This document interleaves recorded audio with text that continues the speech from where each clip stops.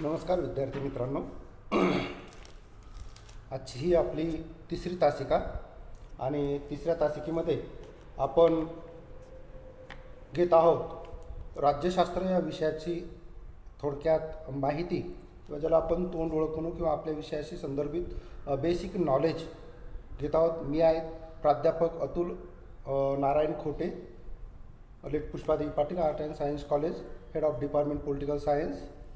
आणि आजच्या या तासिकेमध्ये यापूर्वी आपण बी ए फर्स्ट इयर आणि बी ए सेकंड इयर, बी ए फर्स्ट इयरच्या फर्स्ट सेम आणि सेकंड सेम, तसंच बी ए सेकंड इयरच्या थर्ड सेम आणि फोर्थ सेम या विषयाशी निगडीत असलेला जो एकंदरीत अभ्यासक्रम आहे आपल्या संत गाडगेबाबा अमरावती विद्यापीठ अमरावती यांनी डिझाईन केलेला, याशी तोंड ओळख आपण केलेला आहे. आजच्या या तासिकेमध्ये आपण आपल्या बी ए थर्ड इयरच्या संदर्भामधला हा ब्रिज कोर्सच्या रूपानं एक भाग, तोंड ओळख ज्याला म्हणू आपण, तो भाग आपण या ठिकाणी बघणार आहोत. चला तर बघूया पाचव्या सेमच्या संदर्भामध्ये संत गाडगेबाबा अमरावती विद्यापीठ अमरावतीच्या अंतर्गत नेमकं कुठल्या प्रकारचा सिलेबस हा डिझाईन केलेला आहे आणि तो आपल्याला अध्ययन करायचा आहे या बी एच्या डिग्रीमध्ये. तो भाग आपण आजच्या तासिकेमध्ये बघणार आहोत. मी सुरुवातीलाच परत एक वेळ सांगेन की 5वं आणि 6वं सेम हे बी ए थर्ड इयरचा असणार आहे. 5वं आणि 6व्या सेममध्ये सुद्धा पॅटर्न जे आहे एक्झामचा तो पूर्वीसारखाच, म्हणजे बी ए फर्स्ट इयर, बी ए सेकंड इयर या दोन वर्गांना जशा पद्धतीचा होता तशाच पद्धतीचा परीक्षेचा हा पॅटर्न विद्यापीठानं डिझाईन केलेला आपल्याला पाहायला मिळतो. म्हणजे 80 प्लस 20 म्हणजे 80 प्लस 20 असं एकंदरीत 100 मार्क्स म्हणजे 100 मार्क्सचा हा पेपर तुम्हाला 5व्या सेमला द्यायचा आहे. आणि सेम 6व्या सेमला सुद्धा तशाच पद्धतीचा 80 प्लस 20 म्हणजेच एकंदरीत 100 मार्काचा पेपर हा तुम्हाला द्यायचा आहे. 80 हा थेरीचा असणार आहे पॅटर्न आणि 20 हा इंटरनलचा असणार आहे. तर इंटरनलमध्ये मी सांगेल तुम्हाला 20 मार्कासाठी जो भाग आहे तर तो पहिला भाग group discussion related to syllabus, म्हणजे आपल्याला ग्रुप डिस्कशन करायचं आहे, परंतु कशाच्या संदर्भामध्ये, आपल्या सब्जेक्टशी किंवा सिलेबसशी रिलेटेड एखादा टॉपिक घेऊन आपल्याला ग्रुप डिस्कशन करायचं आहे. आणि त्या ग्रुप डिस्कशनवरती आपण 10 पैकी मी तुम्हाला मार्क्स देणार आहे. जो विद्यार्थी त्या ग्रुप डिस्कशनमध्ये कशा पद्धतीनं इन्व्हॉल्व होतो, कशा पद्धतीनं उत्तरं देतो, याला अनुसरून ती 10 पैकी मार्क्स त्या विद्यार्थ्याला दिल्या जाणार असतात. त्यासोबत नंबर 2ची कन्सेप्ट आहे पेपर प्रेझेंटेशन. एखाद्या विषयाशी निगडीत किंवा PPT पॉवर पॉईंट प्रेझेंटेशन, त्याला ऑर दिलेलं आहे बघा, पेपर प्रेझेंटेशन किंवा PPT, ज्याला पॉवर पॉईंट प्रेझेंटेशन ज्याला आपण म्हणू, ते प्रेझेंटेशन कशाच्या संदर्भात, रिलेटेड टू सिलेबस. म्हणजे आपला जो अभ्यासक्रम आहे या अभ्यासक्रमाच्या संदर्भामध्ये एकतर तुम्हाला एखादा पेपर तयार करावा लागेल किंवा पेपर म्हणजेच एखादा टॉपिक निवडल्याच्या नंतर तो टॉपिक सुरुवात ते शेवट कशा पद्धतीनं झालेला आहे या विषयाला अनुसरून तो पेपर डिझाईन करायचा असतो किंवा त्या विषयाशी निगडीत पॉवर पॉईंट प्रेझेंटेशन तुम्हाला करायचं असतं जे आपल्या सिलेबसशी निगडीत असते. अशा पद्धतीचा हा 10 मार्काचा भाग, एकंदरीत 10 प्लस 10 असे 20 पैकी तुम्हाला इंटरनल मार्क्स हे दिले जात असतात. आणि 80 मार्काचा तुम्हाला थेरी रूपाने असते.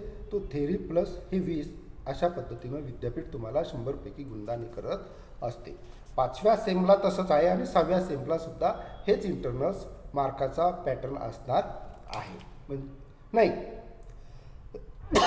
6व्या सेमला थोडं वेगळं असणार आहे. त्यामध्ये बिब्लिओग्राफी आणि home assignment any one related to syllabus अशा पद्धतीचा असणार आहे. तो भाग मी तुम्हाला नंतर सांगतो. परंतु हा भाग ग्रुप डिस्कशनच्या संदर्भामध्ये आणि पेपर प्रेझेंटेशन किंवा PPT हा भाग असणार आहे. चला तर एकंदरीत 5व्या सेमच्या संदर्भामध्ये आपण सुरुवातीला माहिती घेऊ. 5व्या सेममध्ये एकंदरीत थेरी रूपानं जे 80 मार्क्स आहेत त्या 80 मार्क्स आपल्याला कुठल्या पद्धतीच्या अभ्यासक्रमावर आधारित असणार आहे किंवा त्यासाठी विद्यापीठाने कोणत्या पद्धतीचा सिलेबस हा डिझाईन केलेला आहे त्याची एक तोंड ओळख आजच्या या तासिकेमध्ये आपण घेणार आहोत. चला, पहिलं युनिट आहे. या पहिल्या युनिटच्या संदर्भामध्ये आपण हे करू, परंतु पूर्वी या पेपरचं नाव काय आहे हा भाग लक्षात घेऊ. या तिसऱ्या वर्षाच्या पेपरचं नाव आहे modern concepts and policy and politics. अशा पद्धतीचं हा भाग किंवा हा पेपर असणार आहे. आधुनिक राजकीय संकल्पना आणि त्याची धोरणं हा भाग पेपर या वर्षीच्या तिसऱ्या वर्षाच्या 5व्या सेममध्ये आपल्याला अभ्यासायचा आहे.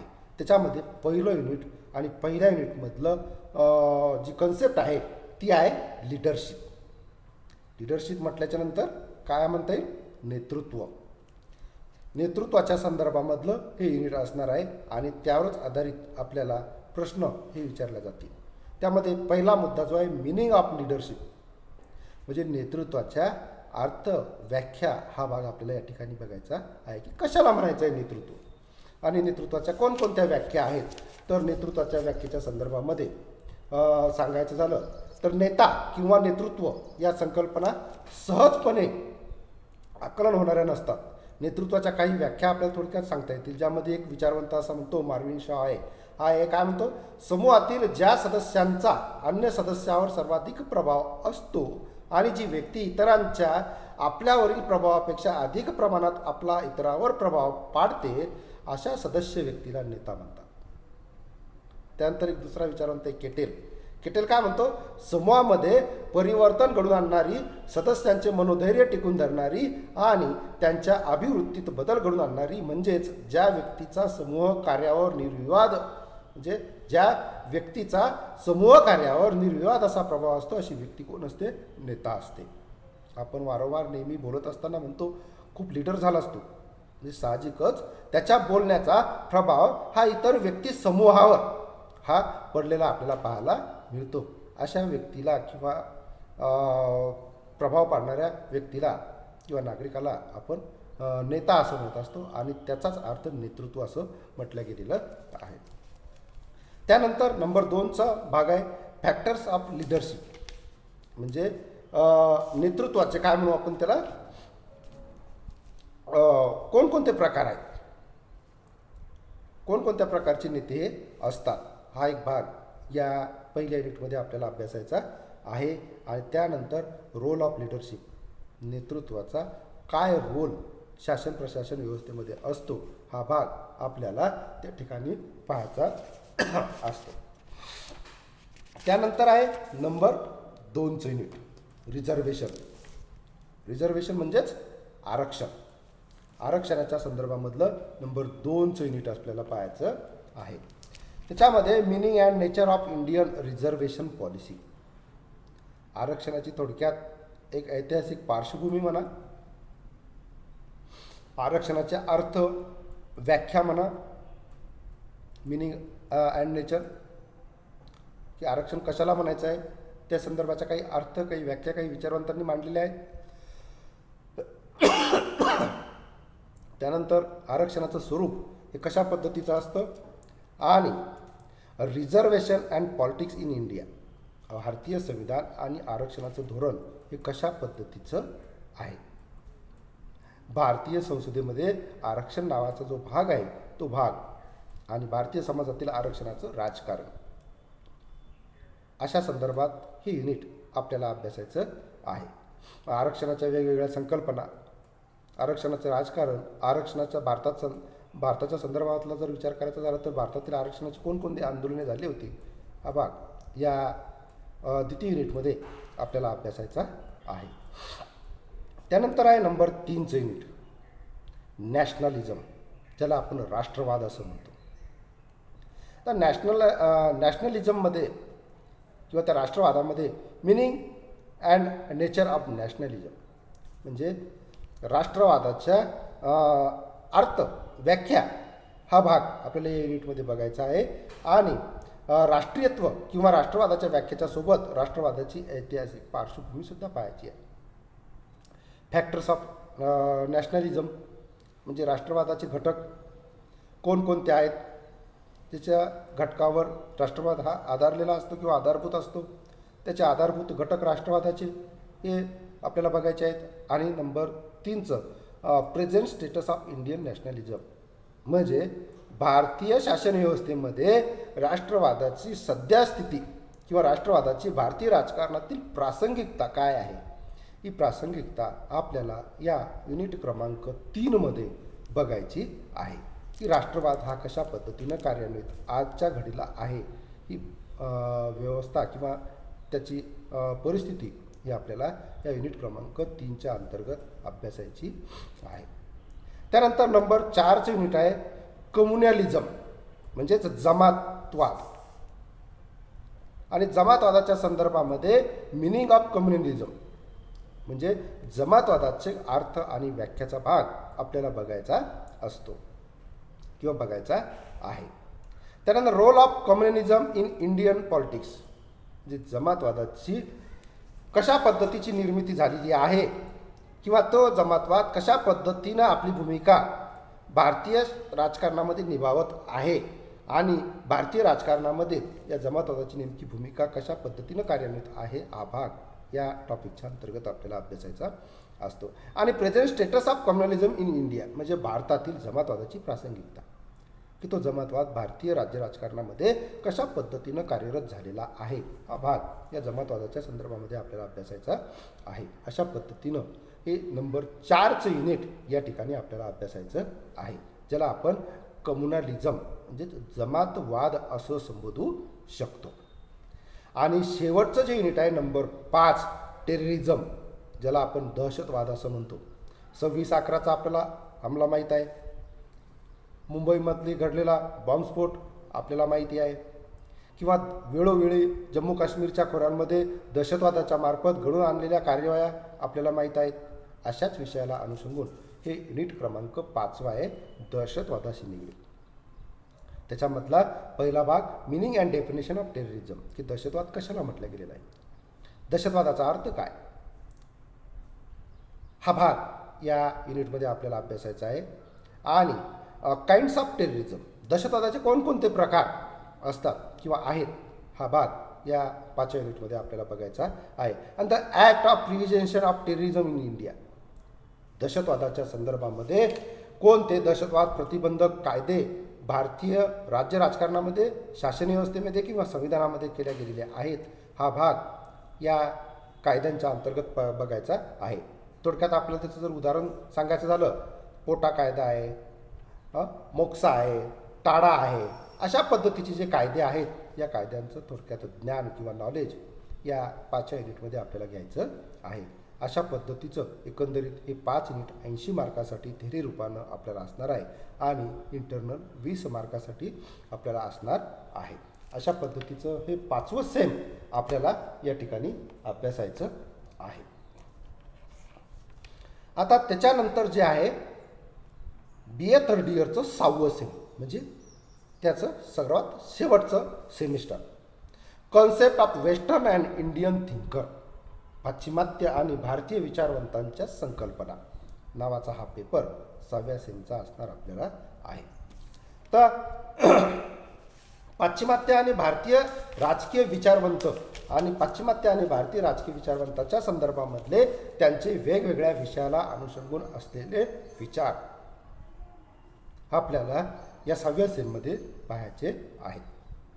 पहा, त्यामधलं पहिलं युनिट, दुसरं युनिट, तिसरं युनिट, चौथा युनिट आणि 5वं युनिट असे एकंदरीत 5 युनिट 6व्या सेमलाही असणार आहेत. ते 80 मार्कासाठी असणार आहेत. आणि 20 मार्कासाठी मात्र या ठिकाणी थोडासा भाग हा 5व्या सेमपेक्षा थोडा बदललेला आपल्याला बघायला लागणार आहे, जो असणार आहे की bibliography related to syllabus. Bibliography म्हणजेच संदर्भ ग्रंथांची एक यादी आपल्याला तयार करायची आहे. कशाच्या संदर्भामध्ये? Related to syllabus. आपला जो अभ्यासक्रम आहे, या अभ्यासक्रमाशी निगडीत असलेले जे वेगवेगळे विचारवंत आहेत, त्या विचारवंतांचे जे संदर्भ ग्रंथ आहेत, या संदर्भ ग्रंथांची एक यादी आपल्याला तयार करायची आहे.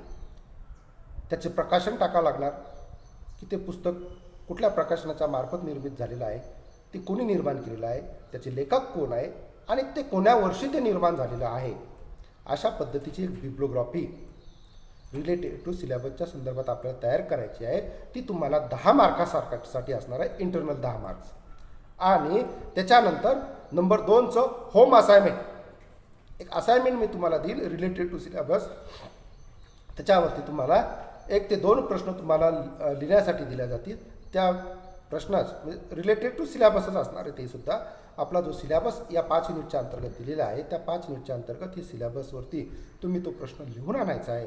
ते सुद्धा 10 मार्कासाठी असेल. असे एकंदरीत 20 मार्क्स तुमचे असणार आहेत बिब्लोग्राफी आणि होम असाइनमेंटच्या संदर्भामध्ये. चला तर आता यातलं पहिलं युनिट जे थेअरीच्या रूपाने आपल्याला अभ्यासायचं आहे, ते पहिल्या युनिटमध्ये कन्सेप्ट ऑफ स्टेट म्हणजे राज्याची संकल्पना ही कशा पद्धतीची आहे, हा भाग या 6व्या सेममध्ये पहिल्या युनिटमध्ये बघायचे आहे की राज्याची संकल्पना कशी प्रकारची असते, म्हणजे राज्य हे कशा पद्धतीनं निर्माण झालेलं आहे याविषयीचं एक पाश्चात्य विचारवंत ॲरिस्टॉटल हा आपल्याला अभ्यासायचा आहे. ॲरिस्टॉटल आणि दुसरा आहे भारतीय विचारवंत एक महात्मा गांधी. हे 2 विचारवंत या पहिल्या युनिटमध्ये आपल्याला अभ्यासायचं आहे की राज्य नावाची ही संकल्पना किंवा राज्य हे कशा पद्धतीनं निर्माण झालं हे त्यांच्या विचारामधून, म्हणजे ॲरिस्टॉटल असतील तर ॲरिस्टॉटल राज्याविषयीचे आपले विचार काय मांडतो ते आपल्याला अभ्यासायचं आहे. सोबतच महात्मा गांधी म्हणजे भारतीय विचारवंत हा जो आहे, या भारतीय विचारवंताच्या रूपानं राज्य नावाची संकल्पना ही कशा पद्धतीनं तयार झालेली आहे किंवा असावी याविषयीचे विचार महात्मा गांधींचे अभ्यासायचे आहेत. महात्मा गांधीजींनी रामराज्याची संकल्पना मांडलेली आहे. आता एक्झॅक्ट ती रामराज्याची संकल्पना कशी असेल तर सर्व सुख समाधान शांती त्या रामराज्यामध्ये असेल अशा पद्धतीचे विचार महात्मा गांधींनी मांडलेले आहेत. आणि ॲरिस्टॉटल तर आपल्या राज्यशास्त्र विषयाचा जनकच म्हटला गेलेला आहे. सुरुवातच ॲरिस्टॉटल या विचारवंतापासून आपल्या राज्य राजकारणाची किंवा राज्यशास्त्र विषयाची झालेली आपल्याला पाहायला मिळते. म्हणजे इसवी सन पूर्व 300-350 वर्षाच्या अगोदरचा हा कालखंड ॲरिस्टॉटलचा आपल्याला मानला जातो. आणि त्यापूर्वीच्या या कालखंडामध्ये ॲरिस्टॉटल या विचारवंताने राज्य नावाच्या संकल्पनेच्या संदर्भामध्ये आपले विचार हे प्रगट केलेले होते आणि तेच विचार आपल्याला या ठिकाणी बघायचे आहेत. अशा पद्धतीचं ॲरिस्टॉटल आणि महात्मा गांधी यांची राज्याची संकल्पना या विषयाला अनुसंगून हा भाग आपल्याला अभ्यासायचा आहे.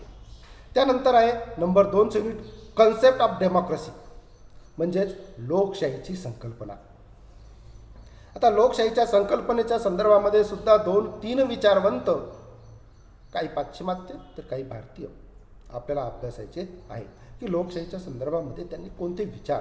आज आपण सरळ सरळ बोलत असताना म्हणतो आम्ही भारत देशानं लोकशाही शासन व्यवस्था स्वीकारलेली आहे. म्हणजे नेमकी कोणती शासन व्यवस्था स्वीकारलेली आहे, लोकशाही कशाला म्हणायचं, किंवा लोकशाहीच्या संकल्पना काय आहेत, किंवा लोकशाहीमध्ये कोणते विचार अपेक्षित आहेत याविषयीचे विचार या तत्त्ववेत्या व्यक्तींनी जे आपल्या अध्यापनातून मांडलेले आहेत ते विचार आपल्याला अभ्यासायचे या द्वितीय युनिटमध्ये आहे. त्याच्यामध्ये पहिला विचारवंत आहे वॉल्टर बेझॉट. वॉल्टर बेझॉट या विचारवंतांनी लोकशाहीच्या संदर्भामध्ये कोणते विचार मांडलेले आहेत तो भाग आपल्याला बघायचा आहे. त्यानंतर नंबर 2 अब्राहम लिंकन यांनी लोकशाहीच्या संदर्भामध्ये कोणते विचार मांडलेले आहेत, लोकशाहीचे प्रकार कोणकोणते सांगितलेले आहेत, कशा पद्धतीनं लोकशाही कार्यान्वित असते हा भाग आपल्याला अभ्यासायचा आहे. अब्राहम लिंकन यांची व्याख्या लोकशाहीच्या संदर्भामध्ये सर्वांना ज्ञात आहे. काय व्याख्या आहे तर लोकांसाठी लोकांकडून चालवलेले शासन म्हणजेच लोकशाही, ही लोकशाहीची व्याख्या सर्व ज्ञात आहे. मग साहजिकच या विचारवंतांनी लोकशाहीच्या संदर्भामध्ये कोणते विचार यामध्ये मांडलेले आहेत हा भाग अब्राहम लिंकनच्या लोकशाहीच्या विचाराच्या अनुषंगाने आपल्याला अभ्यासायचे आहे. त्यानंतर आहे नंबर 3चा डॉक्टर बाबासाहेब आंबेडकर हा विचारवंत, हा भारतीय विचारवंत आहे. डॉक्टर बाबासाहेब आंबेडकर आपणा सर्व ज्ञात आहे आणि डॉक्टर बाबासाहेब आंबेडकरांनी आपली घटना लिहिलेली हे आपणास माहीत आहे. परंतु डॉक्टर बाबासाहेब आंबेडकरांच्या विचारामध्ये कुठल्या प्रकारची लोकशाही अभिप्रेत आहे हे विचार डॉक्टर बाबासाहेब आंबेडकरांच्या लोकशाहीच्या विचाराच्या अनुषंगानंच आपल्याला या ठिकाणच्या या युनिटमध्ये आपल्याला अभ्यासायचे आहेत. अशा पद्धतीचं हे दुसरं युनिट असणार आहे. आणि नंबर 3चं युनिट आहे कन्सेप्ट ऑफ नॅशनलिझम, राष्ट्रवादाची संकल्पना. त्यामध्ये सुद्धा काही पाश्चात्य विचारवंत आणि काही भारतीय विचारवंत आपल्याला अभ्यासायचे आहे. त्यामधला पहिला विचारवंत आहे राष्ट्रवादाच्या संकल्पनामध्ये मॅकेव्हेली. मॅकेव्हेलीच्या माध्यमातून राष्ट्रवाद कशाला म्हटला गेलेला आहे हा अभ्यास या राष्ट्रवादाच्या मॅकेव्हेलीच्या विचारांच्या अंतर्गत आपल्याला अभ्यासायचा आहे. त्यानंतर दुसरा विचारवंत आहे भारतीय विचारवंत स्वामी विवेकानंद. स्वामी विवेकानंदांचे राष्ट्रवादाच्या संदर्भामधले जे विचार आहेत ते विचार आपल्याला या राष्ट्रवादाच्या संकल्पनेच्या माध्यमातून या तिसऱ्या युनिटमध्ये अभ्यासायचे आहेत। आणि तिसरा विचारवंत आहे विनायक दामोदर सावरकर, विदा सावरकर असं आपण म्हणतो, भारतीय विचारवंत। यांचे राष्ट्रवादाचे कोणते विचार त्यांनी मांडलेले आहेत, हे विचार राष्ट्रवादाच्या संकल्पनेच्या माध्यमातून युनिट क्रमांक 3 मध्ये आपल्याला अभ्यासायचे आहेत। अशा पद्धतीचे हे एकंदरीत 3 युनिट या ठिकाणी होतात। आणि चौथं युनिट आहे की सोशलिझम, समाजवादाची संकल्पना, कशाला म्हणायचं समाजवाद, या समाजवादाच्या संदर्भामधले काही विचारवंत आहेत, त्या समाजवादाच्या समाजवादाचे जे विचारवंत आहेत ते आपले विचार या माध्यमातून या ठिकाणी मांडतात। त्यामध्ये कार्ल मार्क्स नावाचा विचारवंत आहे। आपल्याला सर्वांना कार्ल मार्क्स हे नाव माहीत आहे। हा एक थोर महाव्यक्ता किंवा विचारवंत होऊन गेलेला आहे आणि त्याचे कार्ल मार्क्सचे विचार आपल्याला या चौथ्या युनिटमध्ये अभ्यासायचे आहेत। आपल्याला सर्वांना ज्ञात नाही कार्ल मार्क्स काय सांगतोय की सरळ सरळ समाज व्यवस्थेमध्ये समाजवादाची संकल्पना मांडत असताना तो काय सांगतो की सरळ सरळ समाजवादामध्ये किंवा समाज व्यवस्थेमध्ये 2 वर्ग आहे, एक आहे श्रीमंत वर्ग आणि दुसरा आहे गरीब, किंवा एक आहे भांडवलदार वर्ग आणि दुसरा आहे मजूर वर्ग, असे समाजवादाचे तो 2च वर्ग करतो। आणि समाजवादामध्ये भांडवलदार आणि मजूर किंवा श्रीमंत आणि गरीब या 2 वर्गामध्येच कलह निर्माण असतो, म्हणून तो मजूर वर्गांना किंवा श्रमिकांना काय म्हणतो की संघटित व्हा, एकत्र या आणि संघर्ष करा। जर तुम्ही जिंकलात तर जग जिंकणार आहात आणि हारलात तर फक्त श्रम हारणार आहात, तुमचं कारण श्रमिकाजवळ हारण्यासारखं दुसरं काही नसतं। असे कार्ल मार्क्स या विचारवंतांचे जे समाजवादाशी निगडीत असलेले विचार आहेत ते विचार या कार्ल मार्क्सच्या थेरीच्या रूपानं किंवा विचाराच्या रूपानं आपल्याला अभ्यासायचे आहेत। त्यासोबत पंडित जवाहरलाल नेहरू यांचेही समाजवादाच्या संदर्भामधले विचार आपल्याला अभ्यासायचे आहेत। आणि तिसरा विचारवंत आहे राम मनोहर लोहिया। राम मनोहर लोहिया यांची सुद्धा समाजवादाची काय संकल्पना आहे, ही संकल्पना आपल्याला या चौथ्या युनिटमध्ये अभ्यासायची आहे। त्यानंतर आहे 5वं युनिट बिहेवियरलिझम अँड सॉवर्जिनिटी, म्हणजेच वर्तनवाद आणि सार्वभौम सत्ता। वर्तनवादाशी आणि सार्वभौम सत्तेशी निगडीत असलेलं हे 5वं युनिट आहे। त्याच्यामध्ये पहिला भाग आहे वर्तनवादाचा। वर्तनवाद कशाला म्हटलं गेलेला आहे, हा भाग आपल्याला या 6व्या सेममधलं 5व्या युनिटमध्ये अभ्यासायचा आहे। त्यानंतर वर्तनवाद काय आहे आणि उत्तर वर्तनवाद काय, हा भाग अभ्यासायचा आहे। आणि त्याच संदर्भामधला वर्तनवादाशी निगडीत असलेला डेव्हिड इस्टनचा सिद्धांत काय आहे, वर्तनवादाशी निगडीत असलेला, आणि जॉन ऑस्टिनचा सार्वभौम सत्तेचा सिद्धांत आहे। जॉन ऑस्टिन हा जो विचारवंत आहे तर जॉन ऑस्टिन या विचारवंताचा एक सार्वभौम सत्तेचा सिद्धांत आहे की सार्वभौम सत्ता नेमकी कुठे निहित असते किंवा कुठे निश्चित केली जात असते, या विषयाचा अनुसंगून हा जॉन ऑस्टिन या विचारवंताचा सार्वभौम सत्तेचा सिद्धांत आहे। आणि हा सार्वभौम सत्तेचा सिद्धांत आपल्याला या 6व्या सेमच्या माध्यमातून आपल्याला या ठिकाणी बघायचा आहे।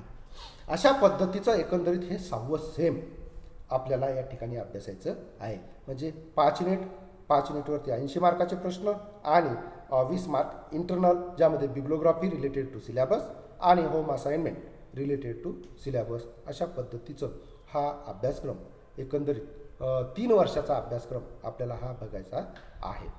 अशा पद्धतीनं एक तोंड ओळख ज्याला म्हणून आपल्या राज्यशास्त्र विषयाची या 3 वर्षाची ही या ठिकाणी आपण पाहिलेली आहे।